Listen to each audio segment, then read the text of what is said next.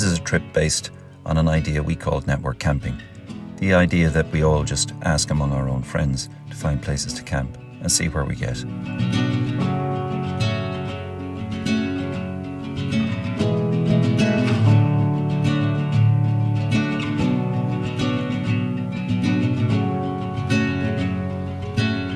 The idea is to reduce the landowner's fear of opening the floodgates to campers, while at the same time being able to celebrate the hidden gems we each may find within our own network of friends. This is an idea we set out to try this summer, and so far I'm calling it a great success.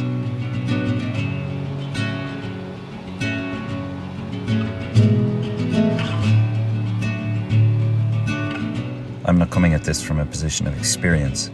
I'm coming at this from a position of inexperience, and from my point of view, it's relatively difficult to find places to wild camp in a country as populated and developed as Ireland is.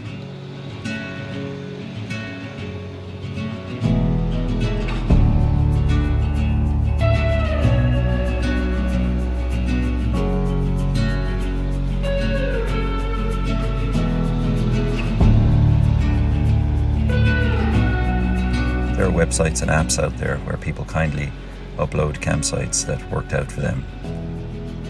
Very helpful to the next traveller who comes along.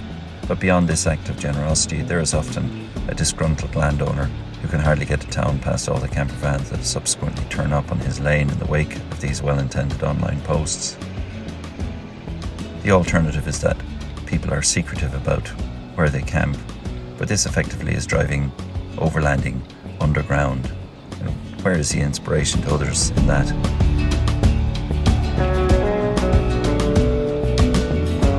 This is not a public campsite we are bound for, just like the others we found. These places are just proof of the simple idea that within everyone's address book, there may well be hidden gems, if you just ask. This place we are travelling to is riddled with ancient history. But on this occasion, we're not here to see old places. We are here to see old friends. It's almost 30 years ago to the day my classmates, myself, and my friend John walked out of school gates for the last time.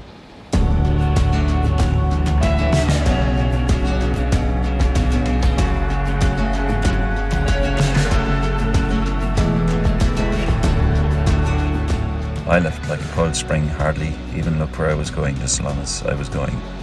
A bittersweet part of growing up around here is knowing that you would probably be leaving, and I was leaving. I've been on the go ever since, travelling one way or another, mostly with work. Anyway, I'm driving up to John's place now, and I'm going to tell him he's a wise man, because I haven't found anywhere better than this. Before we get there though, let me tell you about the campsite that got away.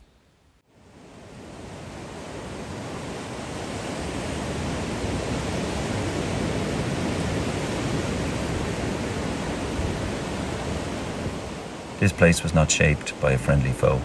These cliffs are sometimes hell and sometimes heaven. Timing is everything.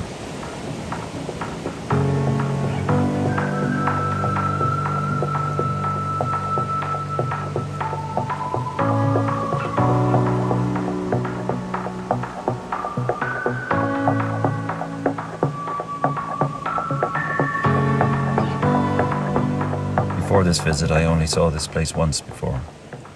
A winter storm howled up this gap as we clung to the heather and admired the show. A very beautiful piece of hell. But the closer you look, the more you see. Today, tide, sea, and wind are low instead. Today, it's a very beautiful piece of heaven.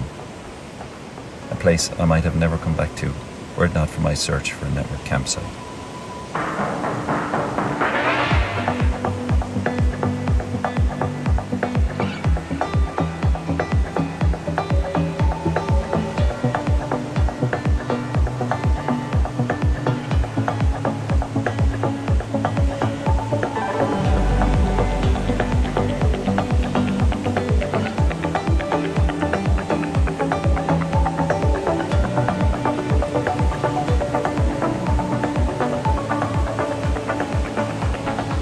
I did ask, however, with good reasons given, this one was denied.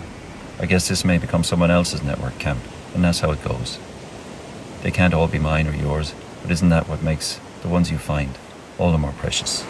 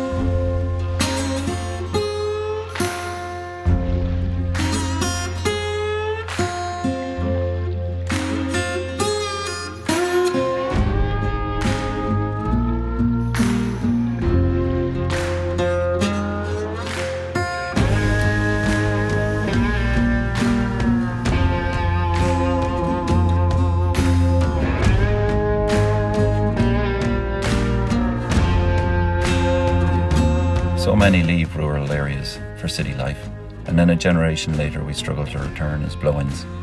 There is a certain wisdom to be found, therefore, in those who choose to stay in the first place. But there is also a certain resilience.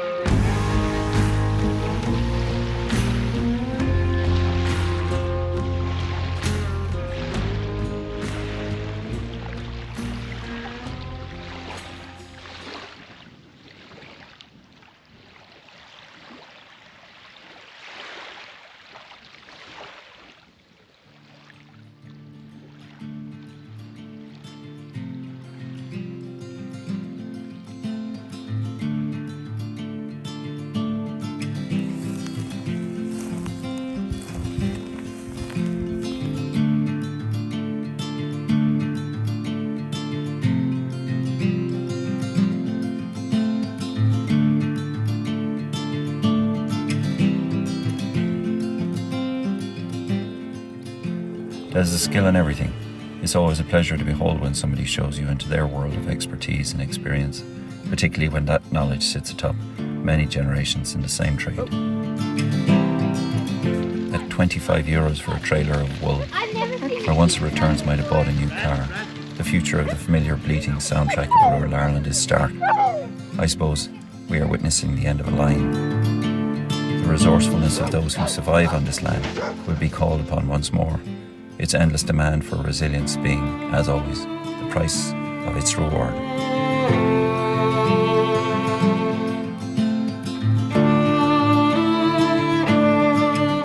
With that, I will leave you with a shameless plug for Bear Lamb, the brand of the latest resilient evolution of this farm's output.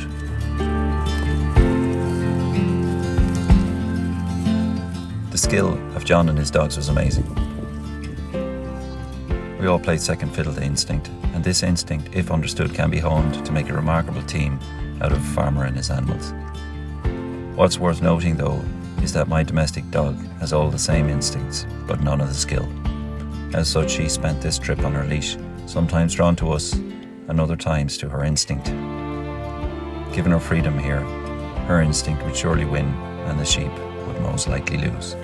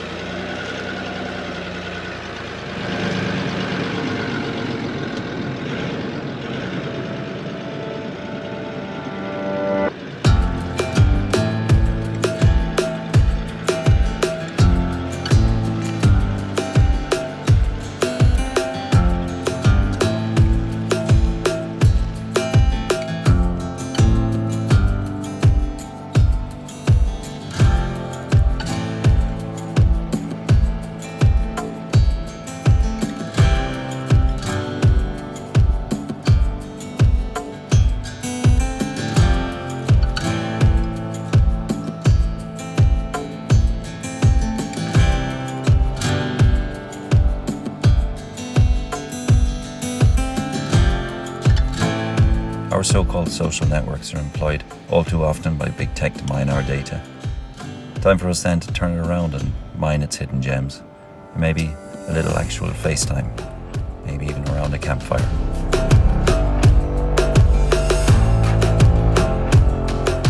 My main trouble with this campsite was this. Will we ever top it? Maybe we won't. Maybe we don't have to. Maybe it belongs at the top. There's only one way to know for sure. See you on the next one.